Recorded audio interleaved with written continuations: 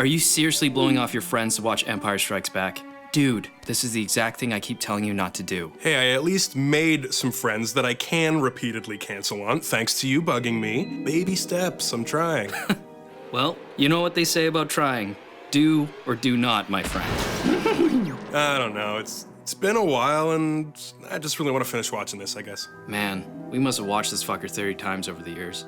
Yeah, but at every age you watch a movie at, it's a different you watching it, you know? 30-something me has never seen this movie before. I can't have seen it because I don't ever remember being so rattled by it before. I know. Luke was unknowingly dating his sister the whole time. Yeah, that too. And the whole going to the dark side of the Force thing, that's definitely a keeper. Anger being the easy way out, however he phrased it. Quicker, easier, more seductive. Yeah, it's definitely the most perfect metaphor that's ever emerged from a $40 billion marketing franchise. Can't argue that one. What's bothering you, though? You know I hate seeing you like this. I don't know, it's the Obi-Wan stuff, to be honest. I never really thought about it when we were kids, like, oh, he dies, and then the Force magically lets him come back as a blue ghost thing or a voice or whatever. Good times. But, you know, it's like you always said. Movies aren't real, so you don't need to analyze them like you'd analyze real events. Yeah, and I watch this movie now just as a metaphor, and the whole thing just hits me in a different way. He dies in the previous movie, but then he's still around, and I don't know, now it makes me think about what it actually means to be alive. What is life? It's kind of like, I'm just gesturing with my hands here. I don't know, maybe I don't actually have anything to say here. You know what I'm gonna say, right? Yeah, you're gonna say that the difference between silence and genius is self-doubt. What are the odds of that, though? I know. Never tell you the odds. Man, how'd you get so big eating food of this kind? I know, I'm working on that. I had a vegetable last week, I swear. Pizza is a vegetable, right? No, but cheeses do make one great. Okay, so yeah. The meaning of life, the definition of life, anyway. We live in an interconnected society, right? The Force flows through all things. Man, did you make some visual aids? Well, you were always the creative one, but I figured I'd take some inspiration. Ah, I've taught you well. Well, you're still the master. So anyway, we're all alive in and of ourselves. But so much of who we are is like how we relate to others and how others see us and how we see them or something. Okay, damn it, this is why I made visual aids. Let's see. So like the internet age, right? There are tons of people who have friends they've never physically met or even spoken to. They're just text on a screen, but they're alive. They're someone, even though to you, they mostly exist in your head. It already kind of requires a new definition of life. See, I told you you weren't stupid. Okay, and then, well, do you remember that one time we thought Uncle Carl was dead? But it turned out to just be a poorly worded email? Yeah, that was a fun 2 hours. Yeah, so we'd see him like 2 days a year, maybe. He basically existed as a feeling of someone being out there who's in your corner, and we mean the same to him, but even back then, I remember thinking, what actual difference was there that he was dead?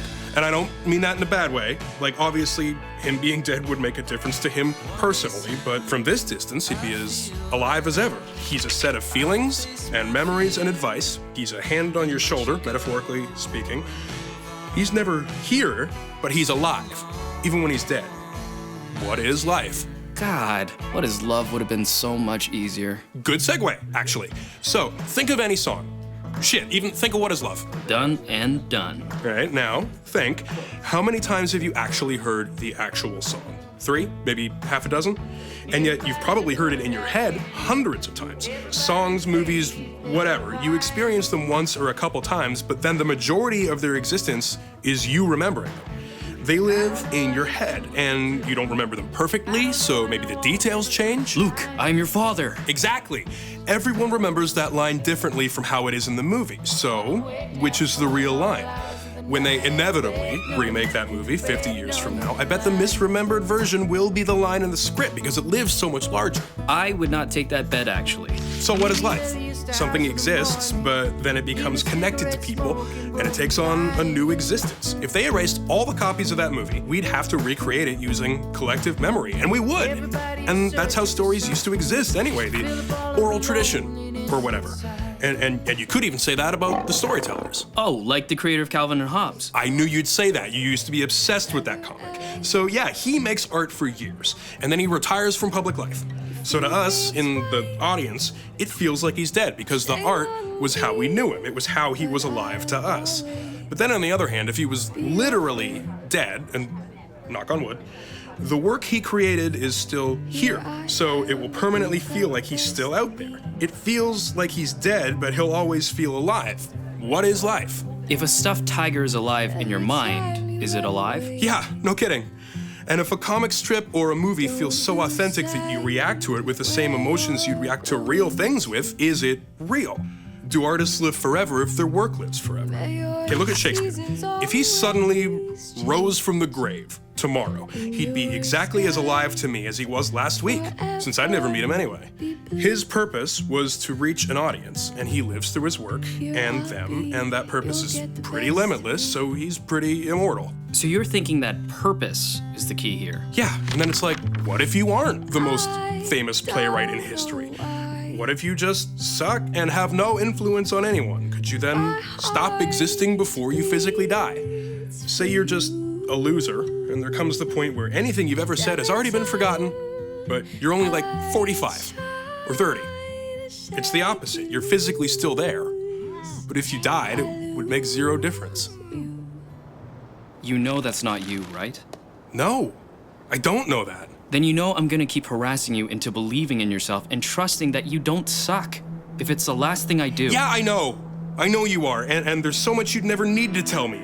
Because I know word for word what you'd say, and even when you're not in the room, it's like you're standing right next to me. So what is life? Art feels real and it hits you in the same way as reality. What is life? You lose an arm and you can still feel it, and it hurts. What is life? We're connected to limbs and other people and everyone, and dying can only take your body away, and it can't take away the love and advice and opinions and the way people feel when they think about you. So what the fuck is life? And I watch fucking Star Wars movies, and I look at old Ben Kenobi, and I see the story of someone who cares so much about what happens to this Luke kid that death can't silence him, and I can't get over that. Like, he's not literally there as a blue ghost, it's just symbolic for how his purpose meant he lived on. He wasn't physically present, but he may as well have been, because Luke knew exactly what he would say, and he tried to live up to it. So much of who other people are is that space they occupy in your mind. Then if we always need them, then they're always going to be alive. They say hell is other people, but life is other people if you care about them enough. So that's what life is. It has to be. And I see all that stuff in Empire Strikes Back, and it just rings true, I guess. I'm glad you pushed me to actually express this. It's stuff I think about a lot. And I thought you hated those movies now. No. I just say watching them by myself, even after all these years. Yeah. Ugh, sorry. I know you hate me dwelling on loss and such. You know I want to say something helpful, but it's just... I never had anyone die on me, so I never feel like I have the right to say anything. No, man, I bet I even know what you'd say. Then you know I'd probably at least say that I like your theory. And if someone can live on in others, it's hopefully as the knowledge that they cared about you enough for you to keep going without them. Yeah, I hope you know that I care that much about you too. Search your feelings. You know it to be true. Dude, you think you'd be talking to me otherwise? Hey, your friends are here. Promise me you'll enjoy yourself, huh? Get drunk, tell someone you love them. All right, I promise. See you around? Always, man. I love you. I know.